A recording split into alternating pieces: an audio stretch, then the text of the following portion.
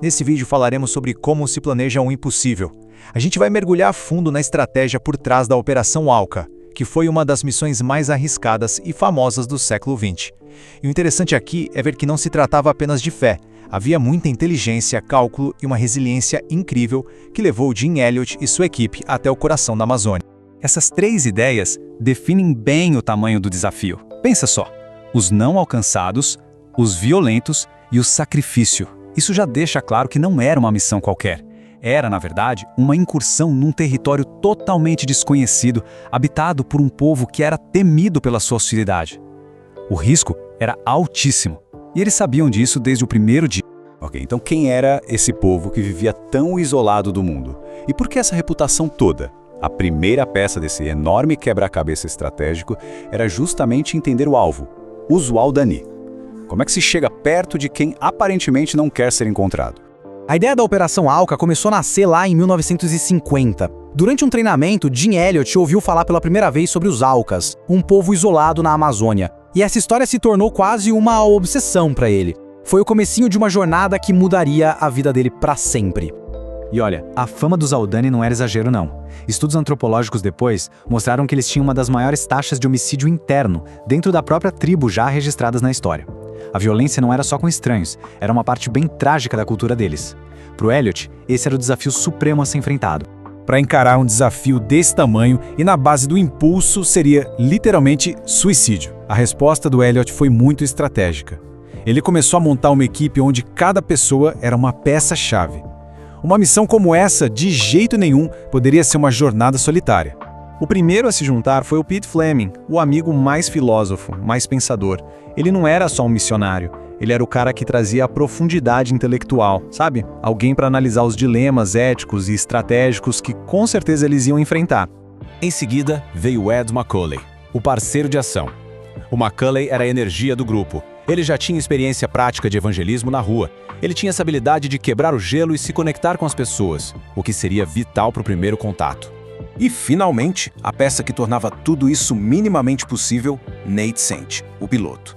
Naquela imensidão toda da Amazônia, onde não se entra a pé, o avião do Saint não era um luxo, era a única chance de sobrevivência e de contato. Sem ele, a Operação Alca continuaria sendo só um sonho impossível.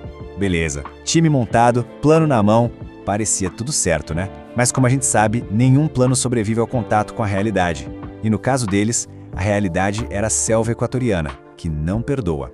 O choque de realidade foi brutal. Aquele sonho de uma aventura missionária deu lugar a uma rotina de trabalho pesado, doenças, frustrações. O progresso era muito lento e a selva testava os limites deles todos os dias. O idealismo estava sendo colocado à prova na prática. E os problemas eles não paravam de aparecer. Uma enchente terrível destruiu tudo que eles tinham construído. A malária deixou todo mundo fraco. Cada dia era uma nova batalha só para se manter de pé. Isso não era só um teste de fé, era um teste de resistência física e mental ao extremo. E é aqui que a história tem um ponto de virada. Diante do desastre total, eles poderiam ter desistido, era o mais lógico a se fazer. Mas, em vez disso, eles viram a destruição não como um fim, mas como um redirecionamento. A adversidade não quebrou o grupo, na verdade, ela refinou a estratégia e fortaleceu a determinação dele. Então, toda essa experiência, todas as dificuldades, todos os aprendizados, tudo isso junto culminou no plano final. A Operação Alca, como a gente conhece, estava finalmente prestes a nascer. Depois de anos na selva, eles chegaram a 3 conclusões que eram, assim, fundamentais. Primeiro, a equipe estava completa com a chegada de mais um membro, o Roger e o Darian. Segundo, e muito importante, uma abordagem por terra era impossível, suicídio. E terceiro, o avião era a única chave, a única mesmo, para abrir a porta para o mundo dos Waodani. Com base nessas conclusões, eles montaram um plano super meticuloso, dividido em 3 fases. Primeiro, observar, mapear o território do alto sem serem vistos. Segundo passo, presentear, construir uma relação de confiança à distância, mostrando que não eram uma ameaça.